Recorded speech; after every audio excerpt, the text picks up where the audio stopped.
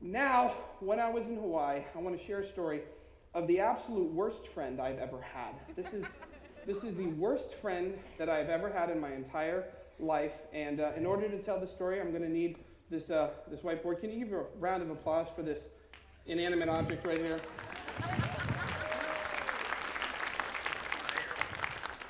Let me bring this down. Can you guys see this okay? All right. There, yeah. Somebody whistled. That's weird. You need a woman. Preferably one that's shapelier than this. All right. And lots of single girls. Okay. But not for you, Mr. Whistler. All right. So let me tell you the story. This is the worst friend I have ever had. This is the absolute worst friend that I've ever had. And I'm going to tell you the story starting at the end, and then we'll work backwards. Is that cool? I'll tell you the story, then we'll work backwards. Here's the end, and we'll work backwards. So here's the end of the story. This guy's name, the worst friend I've ever had. This is the worst friend I've ever had. This is the opposite of always let you in, never let you down. His name was Wayman. Wayman Kau. K-A-U-A. It's a Hawaiian name. There are lots of vowels in Hawaii. That's all they have is vowels. Just it sounds like a Geiger counter over there sometimes. Wayman Kau. K-A-U-A. The last time I saw Wayman Kau, he was being led away in handcuffs and ankle chains, where he would go to a federal prison for consecutive life sentences because of attempted murder of me. Yes, and you're like, Dave, you're just making this up. No, I am not. Everything I'm about to tell you is entirely true, and by entirely true, I mean mostly true. And by mostly true, I mean mostly true in the way that I remember the story to make it more funny. No, but honestly, this is a true story. I'm going to let me rewind, and let me tell you how this happened. This is an absolute true story. But in order to really understand this, you have to kind of understand where I work. So Hawaii, obviously, formed volcanic activity, lots of hills, lots of ridges, lots of valleys, that kind of stuff. Now up here on this ridge, this was on the island of Oahu. There were houses. This was housing development, very big. It was called Pacific Palisades. Lots of houses over here. And then down over on this ridge, these were even nicer houses. These were houses, and they were right here. And this one had this nice deck, boop-a-doo. And the church that I worked at was down at the bottom of this hill, right here. I'm going to make this a church. There's a parking lot, and then there was like these portable classrooms for stuff. So that's where it is. Now I know what a lot of you are thinking right now. A lot of you are thinking is, I would love to hang this in my home. Can I buy this after the show? And people come from my house to see me draw. I'm an artiste. And the answer is yes, it is available for a price. So at the bottom of this, there's this a big valley down here, houses over here, and there's this road. It's called Como Mai Drive. It goes down and then it goes back up. And at the bottom of this hill, again, incredible artistic likeness. If you were to go there, you would say, that's what they were saying. I see it. I've seen it in my dreams. And I worked in the church at the bottom of the hill. Now, there's a parking lot, and I had parked my car right here. Again, incredible drawing. That's just what my car looked like. It was a 1987 Mercury Cougar, plush velvet interior, 8 miles to the gallon, V8. It had a cell phone the size of a Kleenex box. It was terrible. Picked up the car phone to perpetrate like I was talking. 4 of you got that. Thank you. All right, we'll stay there. Weird demographics here. So this is where I worked, and I was there. Now, what happened was our offices, there was a transition. The president actually was changing. Youth for Christ was changing presidents. The old president, the one I worked for, Pastor Sam, he lived in Hawaii. The new president was the Frenchman who lived in France. And so we had to pack up all of our boxes, all of our important documents, all that kind of stuff. We had to send it over to France. It was like 50 boxes of important documents. And I was in charge of doing that because I'm great at logistics and details. Cindy, our office manager, is laughing. She's the only one who truly gets that joke. I am horrific with this. Sure. I remember at one point we had 50 boxes. We had to take them to FedEx. I had to detail everything that was in it. And I had to fill out for FedEx the contents of each box. And I'm sitting there at the counter, and my associate, the woman who I worked with, she's sitting there, and she's been doing this for a long time. And I'm feeling on board, and I go, how do you spell cocaine again? And Gail's eyes get like real big, like, and they made me open up all 50 boxes to prove that there was no cocaine. There was no cocaine. It was in my trunk, so it was safe. I'm joking. No. I've never had, no, it was at home. I'll keep it in my car. I'm joking, there was no cocaine. We're clear on that? Okay. The youth pastor did cocaine. No, not true. That was a joke. It's a comedy night. Hyperbole. Okay, so that's where I was. And we were shipping all this stuff over to France, and there was this box, and we had to ship them all. And Pastor Sam's at his house, and he calls me. He's like, "Hey, there's a letter on my desk. I need you to bring it to me." And I'm like, "Okay, well that's fine." And so he's like, there was only 4 people in the office. He's like, "Can you bring it to me? I need you to bring it to me." So I went in his office. I got it off his desk, and I was going to bring it over to his house. And I go out to my car, which is parked in between these 2 buildings right there. And I go to my car, and I notice there is another car parked next to my car. Now, this is very strange, because there's only 4 people in the office, and nobody parked there. Everyone else parked on the other side, and it was really strange. I'm like, well, whose car is this? Now, let me rewind and tell you what was happening. See, what happened is Wayman Cow was a native-born Hawaiian guy. He lived in Hawaii all his life, and he had gotten in some trouble. Well, before he got into trouble, he met this girl, and they fell in love, and she really liked him. He thought he was a good guy. She didn't know the whole story, and they had a couple kids. They had 2 kids together, and they were going to get married, and then he got hooked on a drug called crystal meth. And crystal meth is a horrible drug. If you know anything about it, it's just a horribly damaging drug, destroys people's lives. Well, he got hooked, and when you get hooked on it, you kind of go crazy. And so he went crazy and started going on a crime spree. He actually tried to rob a convenience store, and the police thwarted it, and then he ran from the police, and they chased him, and they caught him, and there was all sorts of felonies here, and so they put him in jail for a couple years.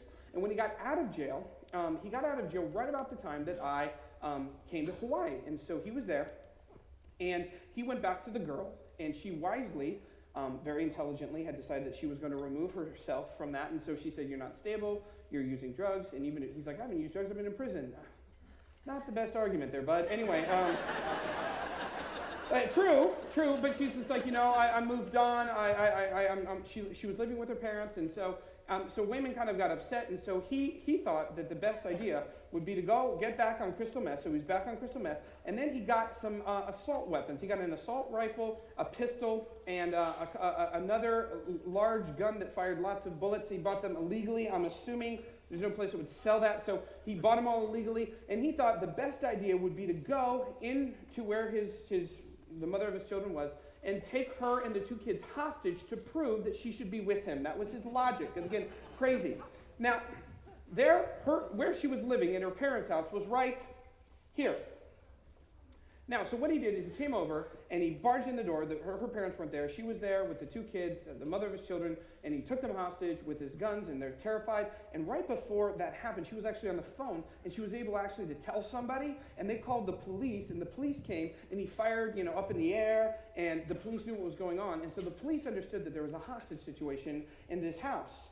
And it was with a mom and her 2 kids and this crazy guy who had just been a felon who was released from prison with these large assault rifles and such. And so the police kind of surrounded. They send actually the SWAT team. They send a guy there for surveillance, here for surveillance, here for surveillance, and they send a guy in an unmarked police car to park right next to me down here. Unmarked. Not police car. And so I'm not, this is interesting. So I'm sitting there, and I walk out, and Wayman goes out onto the balcony over here on this area, and he looks down, and he sees this car, and he sees the glint of binoculars from the sun, and he decides they are stalking us. The police know that we're here. He knows that they've been tipped off. So he decides the best course of action in this situation was to get his assault rifle and shoot at the police officer down in the ridge. So he gets this big assault rifle with the big bullets, and he loads it up, and he's high, luckily, because this is what's going to happen here. He shoots at the police officer right at the moment as I'm walking out to my car, wondering, whose car is that? And all of a sudden I hear this bang! And I'm like, huh.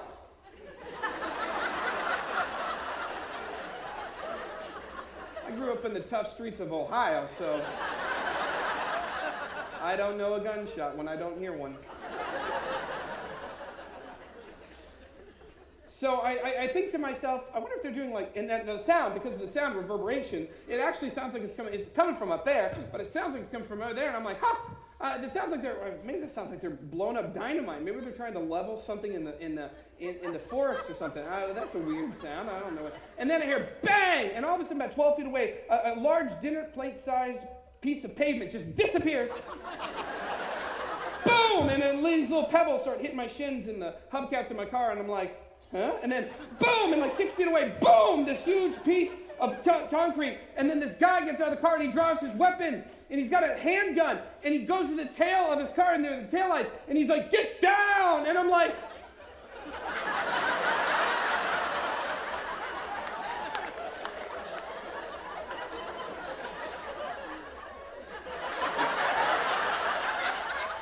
I'm being shot at!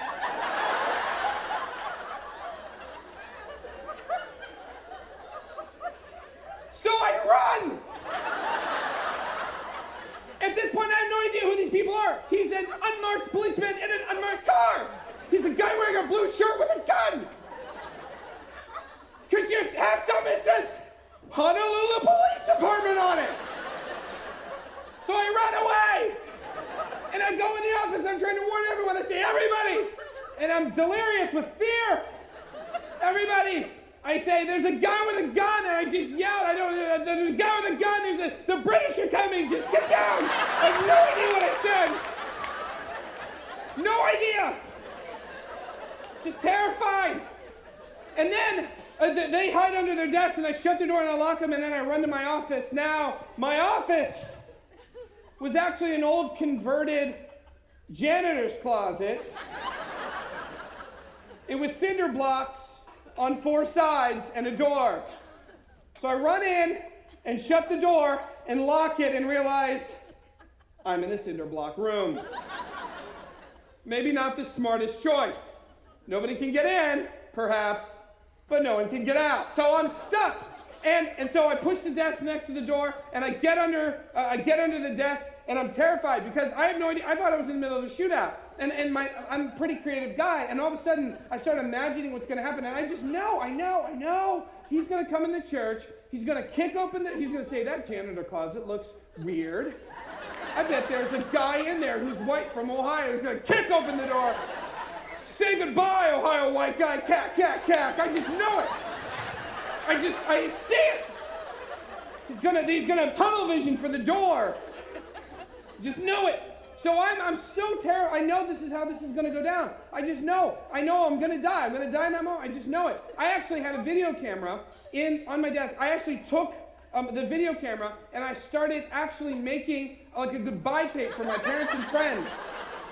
And then I put it in my desk and I hid it and I locked my desk drawer because the next thing the killer was going to do was say, now that I killed that white guy from Ohio, I bet he made a tape saying goodbye to his friends and family. I better find that tape and shred it and erase it so no one sees his last words, because that's how killers think. One thing I forgot to mention, right before I took that letter off Pastor Sam's desk and was going to deliver it, right before I walked out to the car, there was one thing. I was listening to some music on my computer. I put a CD in and put it in and was listening to it on my computer through my computer speakers. I had these computer speakers. I was listening to it, and it happened, and it was still playing. And the music that I was listening to was a CD from a soundtrack from a movie. The movie was Jurassic Park. And at that moment when this is happening, the music is playing, and the track that happened to be playing was track number 7, which is the Tyrannosaurus Rex chase scene. So in this moment of my highest anxiety, you hear da-da-dun, da-da-dun, da-da-dun, da-da-dun, da-da-dun, da-da-dun. I'm like, oh my gosh, shut up! Shut up! Shut up, shut up, shut up! I kick the computer, turn it off. I can't handle this! You cannot pick a more tense song to play! So I'm there, and all of a sudden I hear a knock on the door, and let me tell you, boom, my heart goes, might have wet my pants. And I know what's going to happen. He's going to kick in the door. He's going to kill me. My life is over. I just brace for the worst. And I hear the voice of my associate pastor, Dan. And he was associate pastor. He was a colleague who worked at the church. And he says, Dave, open up. It's Dan. I'm like, yeah, right. And he's like, Dave, Dave, the guy in the car is the police officer. He's here with us. We're all here. And I'm like, don't think I don't know tricks, Dan. What's his badge number, Dan? He doesn't have one. He's an unmarked police. I thought so. He's like, Dave, open the door. So I open the door, and the police officer has taken an upright piano and put it right in front of the door. He's got his gun drawn. The safety is off. He's there. He's looking. He's got his radio. He's talking to headquarters. The girls are there behind him, behind the piano. They're crying. I'm crying. Dan, maybe. Dan is standing there with a bamboo sword from his office.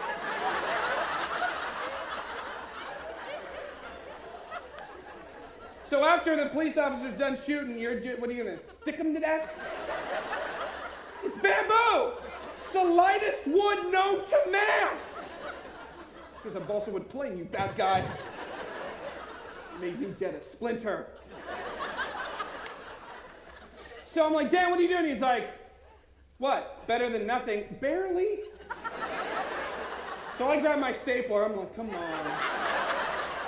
You come through that door, swing klein on you.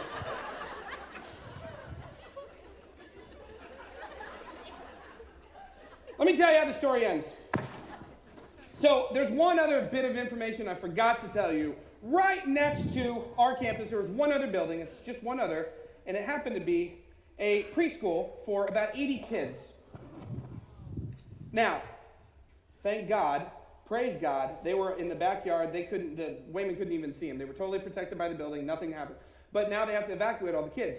And the teachers, now the police officer tells them what's going on. The SWAT team has eyes. Now the SWAT team has eyes on this guy. There's 1, 2, 3 snipers in front of the house. They know he's in there. So they decide, well, we're going to have to evacuate all these kids. And then we're going to have to evacuate anybody else who's down there.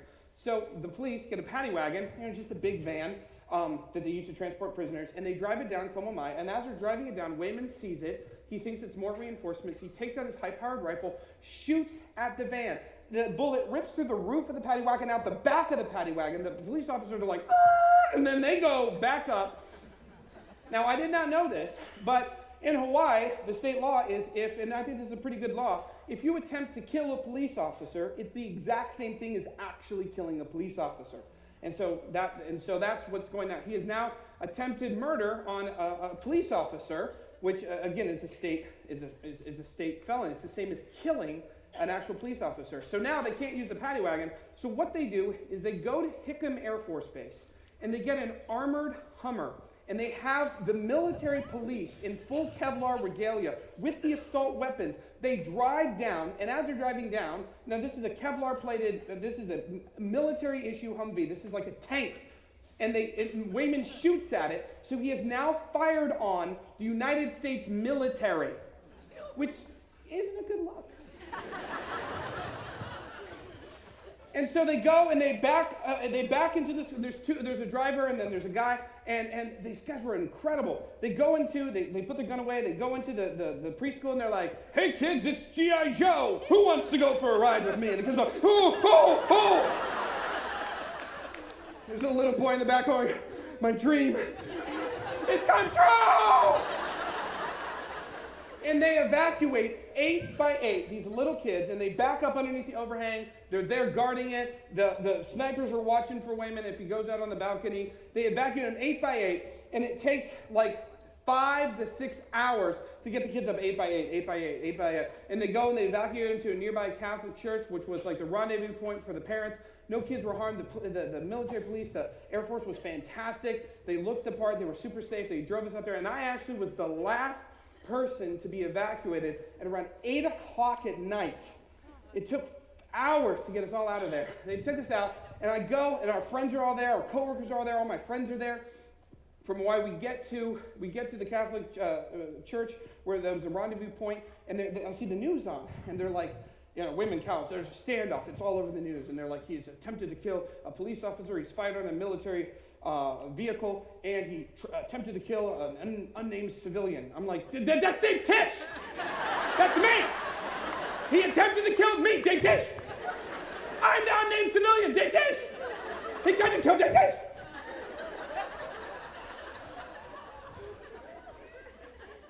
Me. So, here's how the story ends. The next morning, the police are surrounding, and they're yelling at him through the bullhorn. They're saying, gotta come out, gotta come out. And the police are scared because they're afraid he's gonna do something to the kids and the mom. That's what they're terrified of, right? And that's the worst possible nightmare. So they're terrified of this, and the snipers now have orders. If you have a clear shot, because of the circumstances, you can understand, they say, if you have a clear shot, take him down. Well, the next morning, Wayman comes out. They're yelling at him through the bullhorn. They're trying to negotiate. And he comes out holding the woman with a gun to her head, the mom. And he's just like, I'll do it. And he's there. And this is just totally like a movie. And the snipers are there, and they're like, Sniper 1, he's like, I don't have a clear shot. Sniper 2, I don't have a clear shot. Sniper 3, I don't have a clear shot. And he's sitting there, and he's got the gun. And then the police officer, the chief, yells something. And Wayman takes this handgun, and he points it at him like this, rah, rah, like this. And he kind of to threaten him. And at that moment, this woman, who has wisely decided that perhaps Wayman is not the man of her dreams, takes her elbows and bam, and hits him, right? Then runs back to the house, right? In that moment, he turns, Sniper 2, shaboom, shoots. This is a little graphic, sorry. It hits him through the jaw and into the shoulder, and he falls down on the ground. She's running for the house. If she's going to get away, he's not going to let her. If he's going down, he's going to take her. He takes the gun, and as he's firing, Sniper 1 fires the bullet. As he pulls the trigger, Sniper 1 hits his shoulder, makes his hand go back. He fires. The bullet actually left burn marks on her temple as she's running away. You cannot get any more close. So the police come. They take her down. They take the kids are safe. The mom's safe. Everyone's safe. They take him. And after about 8 months and $100,000 of reconstructive surgery, he stands trial, because that makes sense.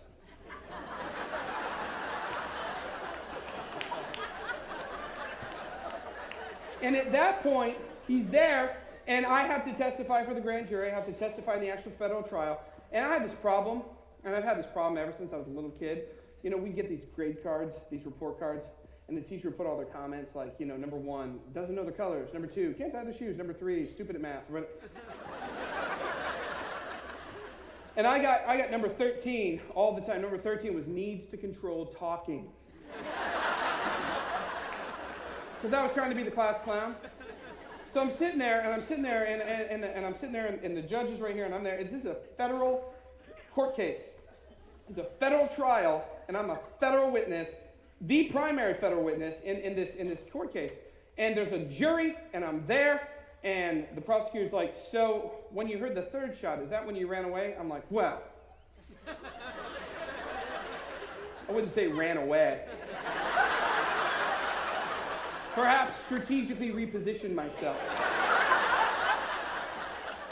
And the audience is starting to laugh. I'm like, yeah, you like that? And I'm starting to warm up. I'm like, yeah, yeah. And the judge looks at me and goes, young man, this is not a comedy club. Yes, sir. I got reprimanded by a federal judge for cracking jokes. I have no concept of appropriate. None.